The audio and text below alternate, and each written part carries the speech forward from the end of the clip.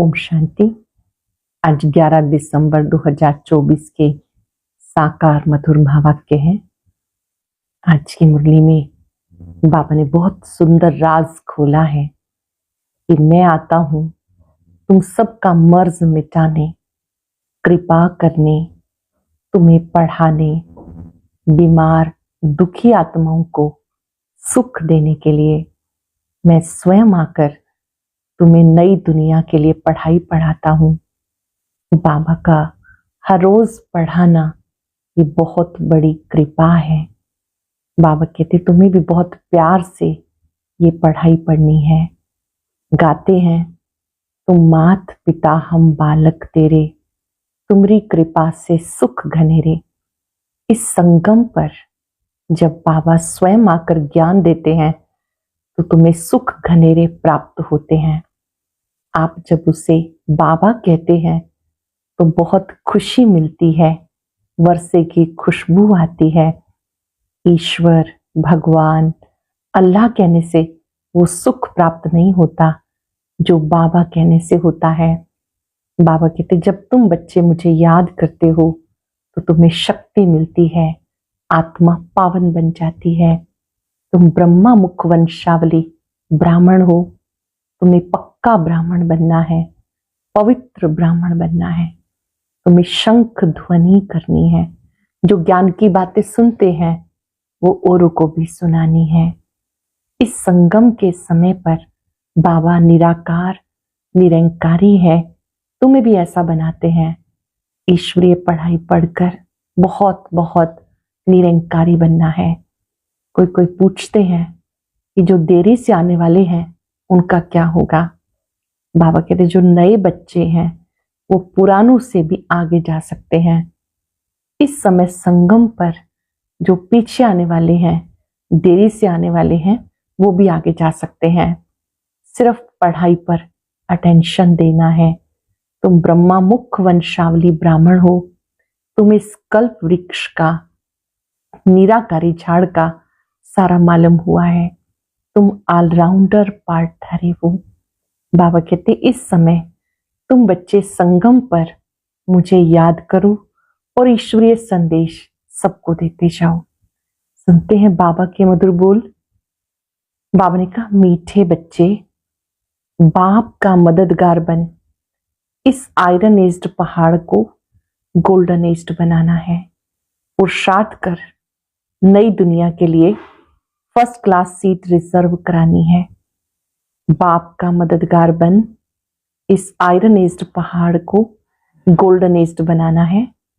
पुरुषार्थ कर नई दुनिया के लिए फर्स्ट क्लास सीट रिजर्व करानी है। क्वेश्चन है बाप की फर्ज अदाई क्या है? कौन सा फर्ज पूरा करने के लिए संगम पर बाप को आना पड़ता है? बाप की फर्ज अदाई क्या है? कौन सा फर्ज पूरा करने के लिए संगम पर बाप को आना पड़ता है? बीमार और दुखी बच्चों को सुखी बनाना, माया के फंदे से निकाल घनेरे सुख देना, ये बाप की फर्ज अदाई है जो संगम पर बाप पूरी करते हैं। बाबा कहते मैं आया हूं तुम सबका मर्ज मिटाने, सब पर कृपा करने। अब पुरुषार्थ कर 21 जन्मों के लिए अपनी ऊंची तकदीर बना लो। पुरुषार्थ कर 21 जन्मों के लिए अपनी ऊंची तकदीर बना लो। गीत है भोलेनाथ से निराला कोई और नहीं, गोरीनाथ से निराला कोई और नहीं। ओम शांति। भोलानाथ शिव भगवान हूं आज। ब्रह्मा मुख कमल से बाप कहते हैं। ये वैरायटी भिन्न भिन्न धर्मों का मनुष्य सृष्टि झाड़ है ना। इस कल्पवृक्ष अथवा सृष्टि के आदि मध्यंत के राज को बच्चों ने समझा है। मैं तुम्हें समझाता हूं। गीत में इनकी महिमा है। शिव बाबा का जन्म यहाँ है। बाबा कहते मैं आता हूं भारत में।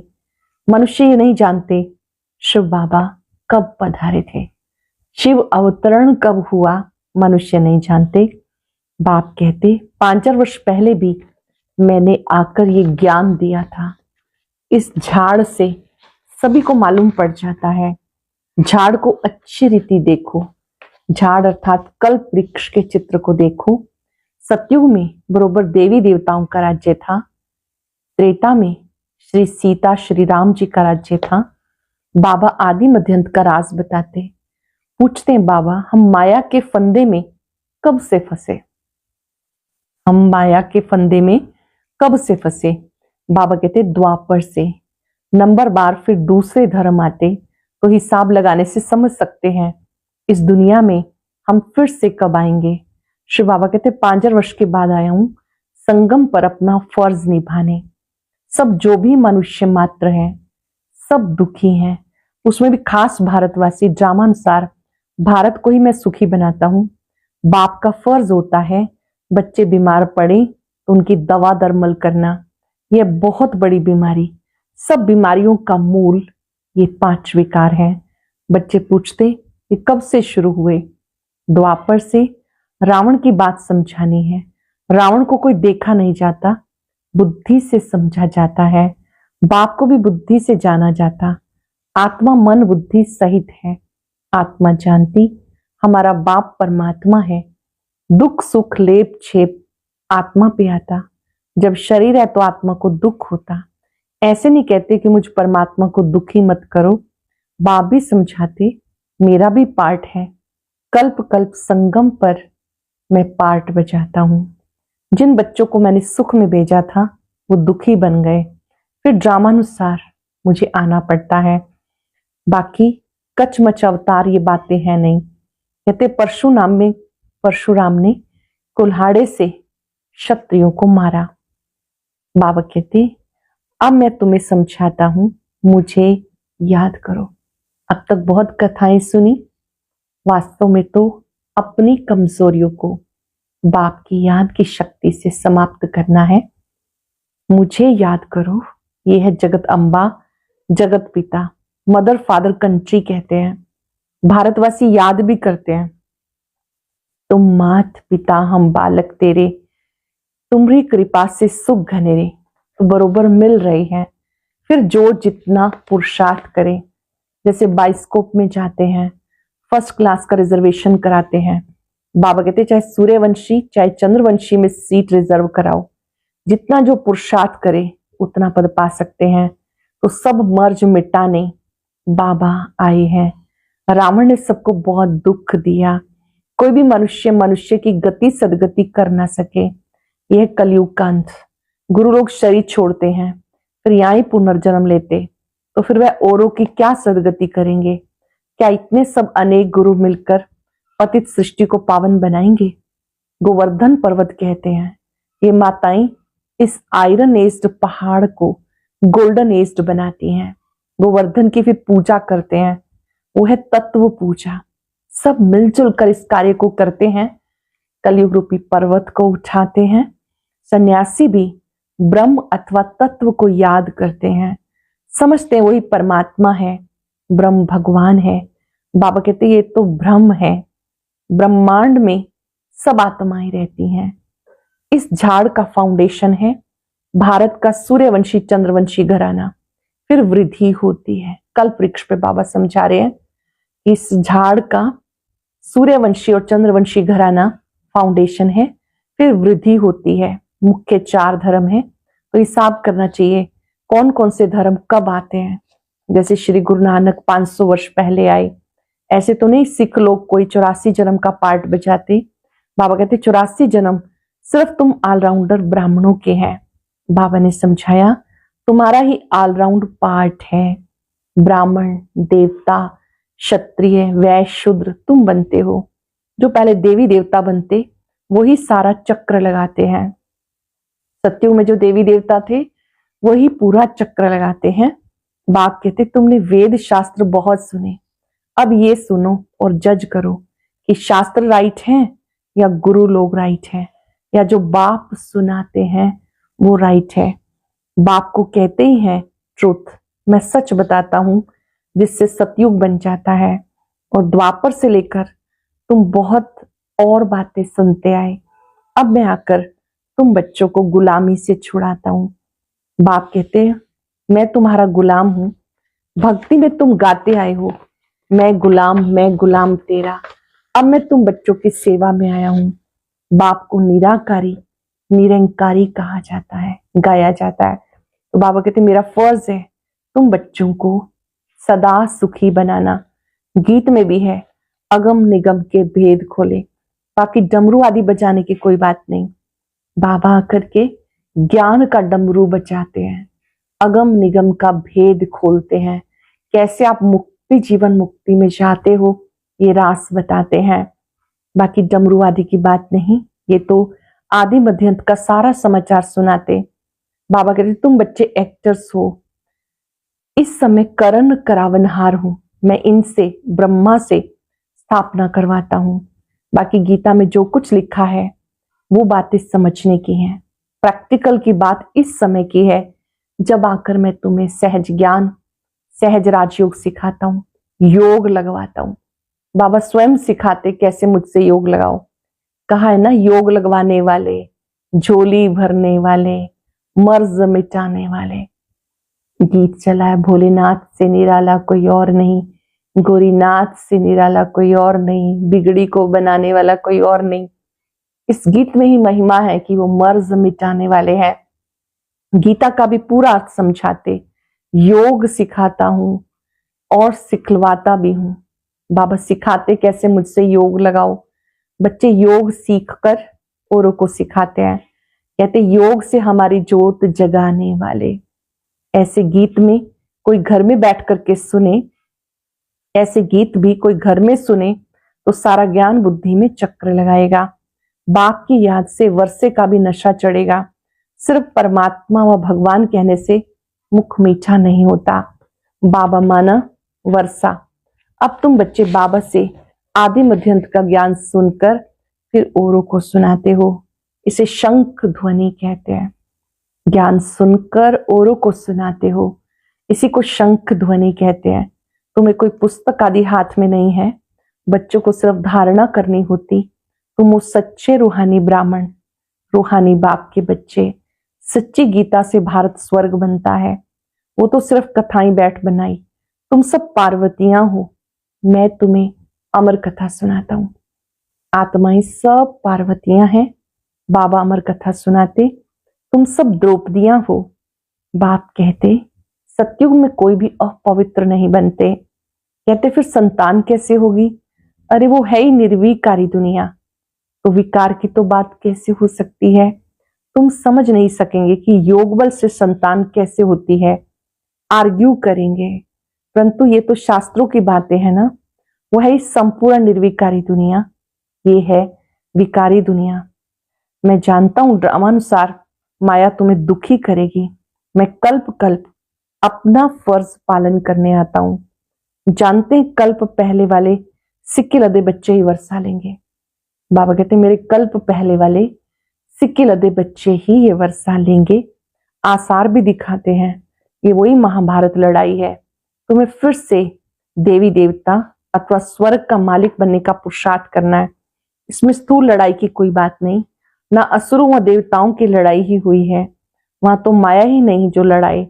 आधा कल्प ना कोई लड़ाई, ना कोई बीमारी, ना ही दुख शांति। आधा कल्प तक ना कोई लड़ाई, ना कोई बीमारी, ना दुख शांति। अरे वहां तो सदैव सुख बाहर ही बाहर रहती है, हॉस्पिटल होती नहीं। बाकी स्कूल में पढ़ना तो होता ही है। अब तुम हर एक यहां से वर्षा ले जाते हो। मनुष्य पढ़ाई से अपने पैर पर खड़े हो जाते हैं। इस पर कहानी भी है। कोई ने पूछा तुम किसका खाती हो, तो कहा मैं अपनी तकदीर का खाती हूँ। वो होती है हद की तकदीर, और तुम अब बेहद की तकदीर बनाते हो। तुम ऐसी तकदीर बनाते हो जो 21 जन्म अपना ही राजभाग भोगते हो। यह है बेहद के सुख का वर्षा। अब तुम बच्चे कंट्रास्ट को अच्छी रीति जानते हो। भारत कितना सुखी था, अब क्या हाल है।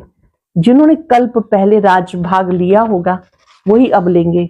ऐसे भी नहीं कि जो ड्रामा में होगा वो मिलेगा, फिर तो भूख मर जाएंगे। ये ड्रामा का राज पूरा समझना है। शास्त्रों में कोई ने कितनी आयु, कोई ने कितनी आयु लिख दी। अनेकानेक मत मतांतर हैं। कोई कहते हम तो सदा सुखी हैं ही। अरे तुम कभी बीमार नहीं होते हो? वो तो कहते रोग आदि तो शरीर को होता है, आत्मा निर्लेप है। अरे चोट लगती है तो दुख तो आत्मा को ही होता है। ये बड़ी समझने की बात है। ये स्कूल है, एक ही टीचर पढ़ाते हैं, नॉलेज एक ही है, एम ऑब्जेक्ट एक ही है, नर से नारायण बनने की। जो नापास होंगे वे चंद्रवंशी में चले जाएंगे। जब देवताएं थे तो क्षत्रिय नहीं, जब क्षत्रिय थे तो वैश्य नहीं, जब वैश्य थे तो शूद्र नहीं। ये सब समझने की बातें हैं। माताओं के लिए अति सहज है, एक ही इम्तिहान है। ऐसे मत समझो कि देरी से आने वाले कैसे पढ़ेंगे, लेकिन अभी तो नए तीखे जा रहे हैं। जो नए नए बच्चे हैं वो तीखे जा रहे हैं, प्रैक्टिकल में है। बाकी माया रावण का कोई रूप नहीं, कहेंगे इसमें काम का भूत है। बाकी रावण का कोई बुत व शरीर तो है नहीं। अच्छा, सब बातों की स्क्रीन है मन मना भव। सब बातों का सार है मन मना भव। कहते मुझे याद करो, योग अग्नि से विक्रम विनाश होंगे। बाप गाइड बनकर आते हैं। बाबा कहते बच्चे, मैं सम्मुख तुम बच्चों को पढ़ा रहा हूं। मैं इस समय सम्मुख आकर तुम्हें पढ़ा रहा हूं। कल्प कल्प अपनी फर्जदाई पालन करता हूं। पारलौकिक बाप कहते मैं अपना फर्ज बजाने आया हूं। तुम बच्चों की मदद से मदद देंगे तब तुम ये पद पाएंगे। मैं कितना बड़ा बाप हूं, कितना बड़ा यज्ञ रचा है। ब्रह्मा की मुख वंशावली, तुम ब्राह्मण ब्राह्मणियां भाई बहन हो। जब भाई बहन बने तो फिर दृष्टि वृत्ति बदल जाती है। बाबा कहते इस ब्राह्मण कुल को कुल कलंकित नहीं करना, पवित्र रहने की युक्तियां हैं। मनुष्य कहते कैसे होगा, ऐसे तो हो ही नहीं सकता कि इकट्ठे रहे और आग ना लगे। बाबा कहते बीच में ज्ञान तलवार होने से कभी आग नहीं लग सकती, परंतु जबकि दोनों मन मना भव रहे। कंडीशन है कि जब दोनों ही नर नारी मन मना भव स्थिति में रहे तो विकारों की आग नहीं लग सकती। शिव बाबा को याद करते रहें, अपने को ब्राह्मण समझें। मनुष्य इन बातों को न समझने के कारण हंगामा मचाते हैं। ये गालियां भी खानी पड़ती हैं। श्री कृष्ण को थोड़े कोई गाली दे सकता है। श्री कृष्ण ऐसे आ जाए तो विलायत आदि से एकदम एरोप्लेन में भाग कर आ जाए और भीड़ मच जाए। भारत में तो पता नहीं क्या हो जाए। अगर वो उसी रूप में आ जाए तो कितनी भीड़ हो जाए, उनको तो सब पहचानते हैं। जबकि श्रीमद् भगवत गीता में लिखा है कि मुझे कोटों में कोई, कोई में भी कोई जानते हैं। अच्छा, आज भोग है, ये है पियर घर और वो है ससुर घर। संगम पर मुलाकात होती है। कोई कोई इसको जादू समझते। बाबा ने समझाया कि साक्षात्कार क्या है, भक्ति में कैसे साक्षात्कार होते, इसमें संशय बुद्धि नहीं बनना। ये रस्म रिवाज है। शिव बाबा का भंडारा है तो उन्हें याद करके भोग लगाना चाहिए। शिव बाबा का भंडारा है, उन्हें याद करके भोग लगाना चाहिए। योग में रहना तो अच्छा ही है, बाबा की याद रहेगी।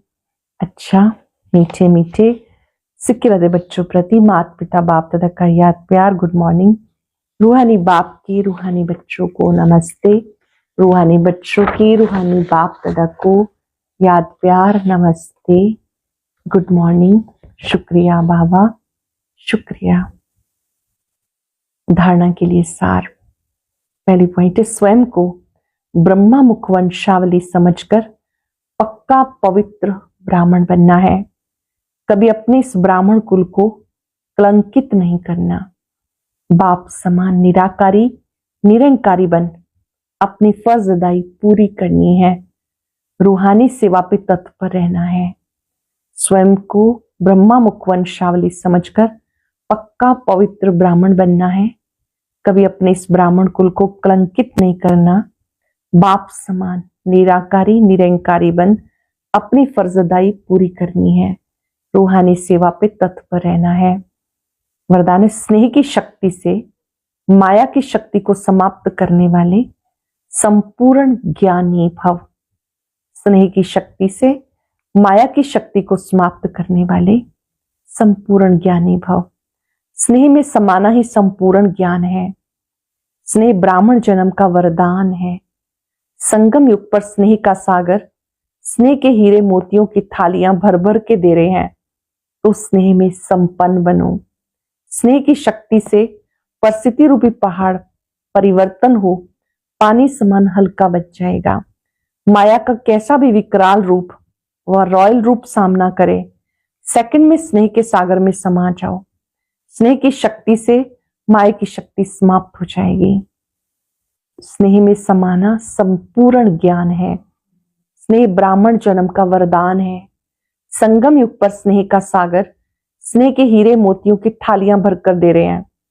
तो स्नेह में संपन्न बनो। स्नेह की शक्ति से परिस्थिति रूपी पहाड़ परिवर्तन हो, यानी पानी समान हल्का बन जाएगा।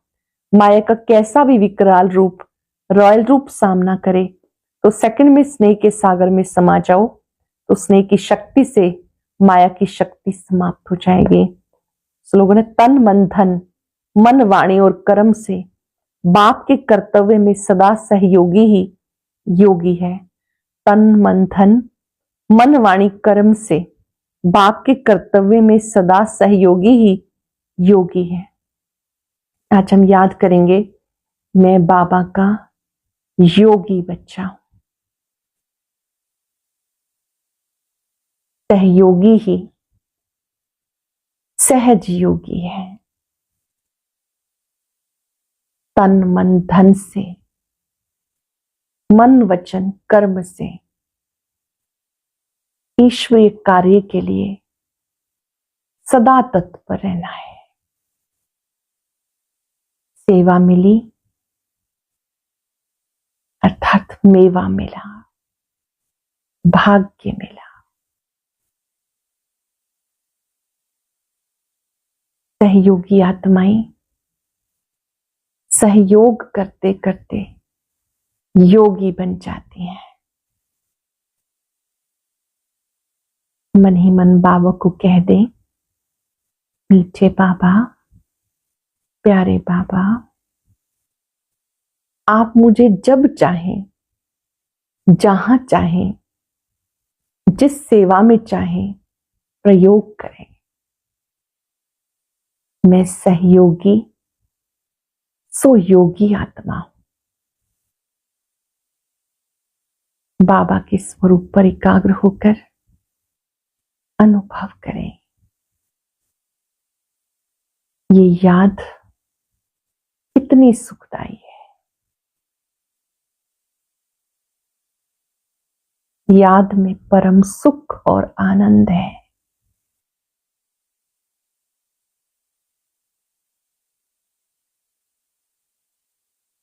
अब मुझे एक की लगन में मगन रहना है। बाबा का पूरा मददगार बच्चा बनना है।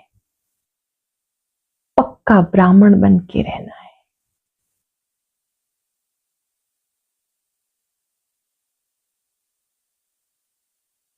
अंतःकरण से आवाज आए, मेरा बाबा, मीठा बाबा, प्यारा बाबा, मन मनाभव का मंत्र देने वाला बाबा, शुक्रिया बाबा, योगी बनाने के लिए शुक्रिया।